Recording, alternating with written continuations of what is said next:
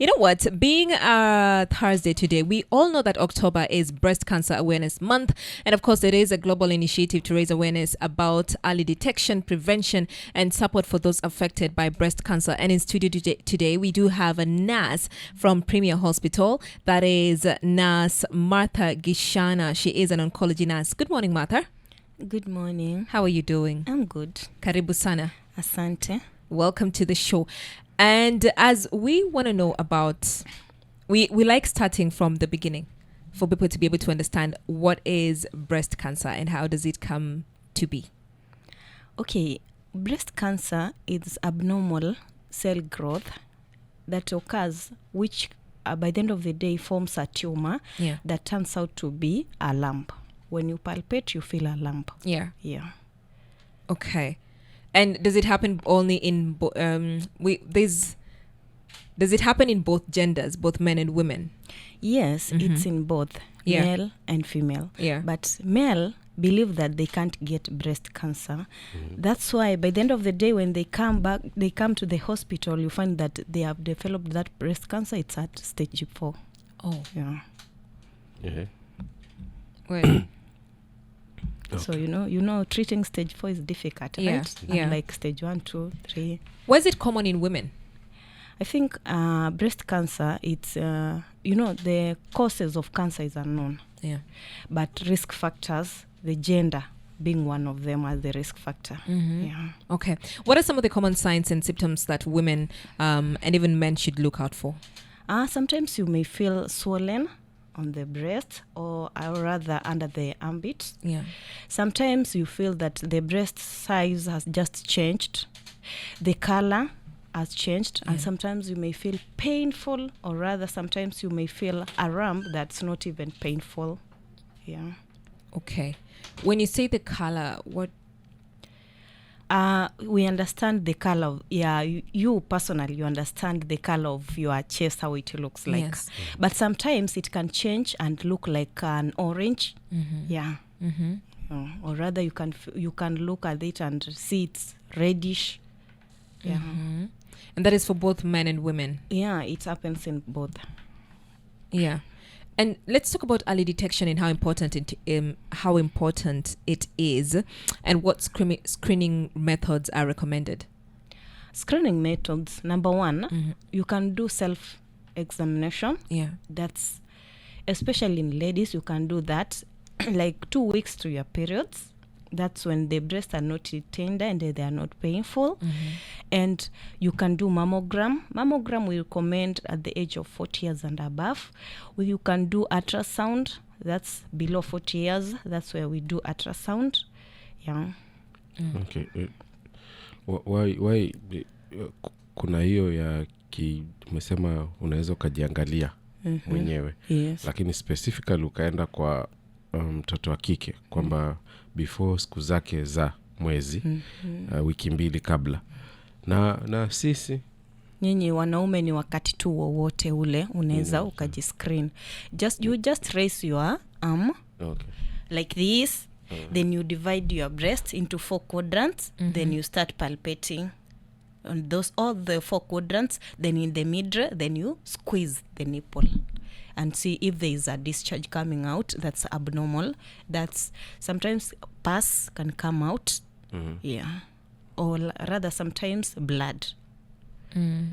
Sasa which ikitoka damu hapo, ikitoka damu unajua hapa kuna shida.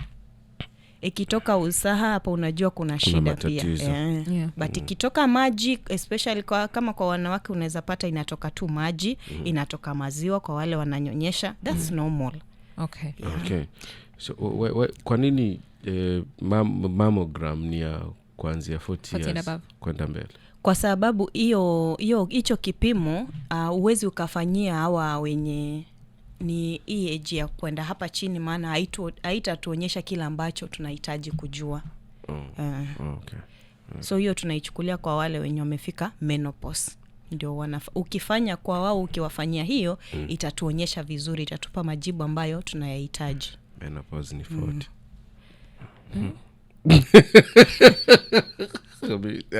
Wait. Why are you laughing? ametumia hiyo word. Salim. So kuna kuanga na early menopause and late menopause. Kuna wale wanaweza anza menopause, mtu anaweza anza hata from 35. It depends with the person. Okay. Yeah. Hata idadi inashuka. Anyway, tuachie. Tuachane na hii. Imefikia 35. Inakuja mbio. All right. Let's look at the risk factors that increase that can increase a person's chances of developing breast cancer. What are they? Age, gender, as we've said, and family history. Age. Why age? As you age, your hormones, there are some hormones zenye ziko kwa mwili. Yeah. Sasa vile unaendelea ku-age, zitafika mahali zitaweza kuchangia kuleta ile breast cancer kwa mwili. Ukiwa mdogo, kuna vile uwezi ukapata breast cancer haraka, lakini the more una age, utapata hiyo breast cancer. What leads to that? Could you clarify that further? Okay. All right then. We are speaking to nurse Martha Gichana. She is an oncology nurse at Premier Hospital, and of course we're looking at breast cancer because October is Breast Cancer Awareness Month. It's a global initiative to raise awareness about early detection, prevention, and support for those affected by breast cancer. We will be right back. 22 minutes past 8. Good morning, Martha. I asked earlier on, what are some of the risk factors that increase a person's chances of developing breast cancer? Let's break it down now. We go with age. Yeah. Environmental factors. Gender. We are on gender. Females are at high risk of getting breast cancer compared to male.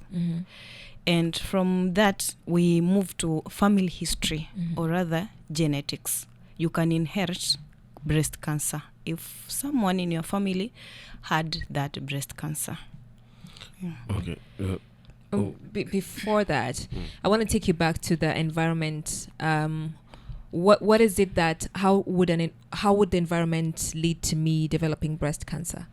Number one, the lifestyle change. Let's talk about the lifestyle, the way we live in like now, not unlike kitambo. Sai vile tunaishi hivi. Yes. Kitambo like hakukuanga na industries mingi. Unlike sai industries ni mingi zenye zina produce a lot of tuseme smoke zina destroy the ozone layers. Sasa wakati mtu unatembea sana kama jua ni kali sana, ikikupiga sana direct inaweza leta hizo nini kwa mwili, ina introduce hizo chemicals direct kwa mwili. Unlike ile kitambo, the environment haikuwa iko polluted sana kama sahi. Okay. Nitakurudisha hapo kwa gender kwamba why is it iko more rampant kwa mtoto wa kike rather than kwa the hormones in male and females are different. Okay. Yeah. All right. Tukiachana na hiyo, in terms of numbers, either Mombasa ama pwani at large, ikoje saratani ya matiti? It's high compared to other, let's say in females, breast cancer is common. Then when you go to male, it's prostate cancer, the leading cause of death. Like in our facility, we have more than 200 patients with breast cancer only. Then you come to other cancers.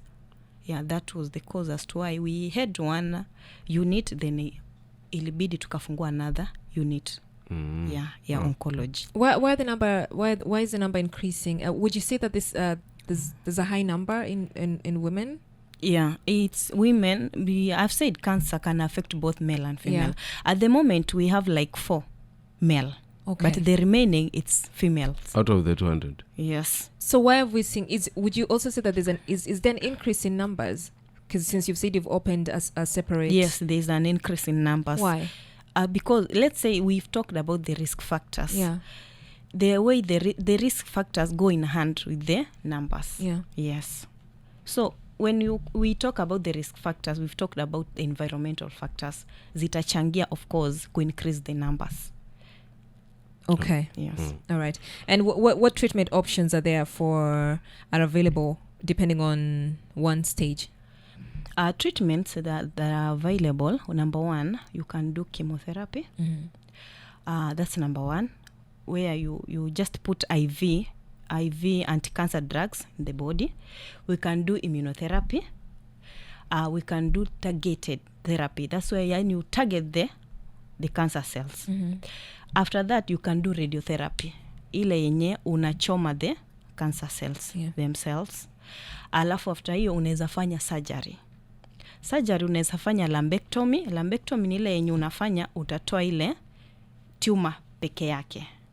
Alafu unaweza fanya mastectomy. Mastectomy ni ile like you cut the whole breast yote inatoka na unatoa zile nodes zote, like everything ile yenye ilikuwa cancerous tunaitoa yote. Yeah. All right. Thank you so much, Martha. We've been talking to Martha Gichana. She's an oncology nurse at Premier Hospital.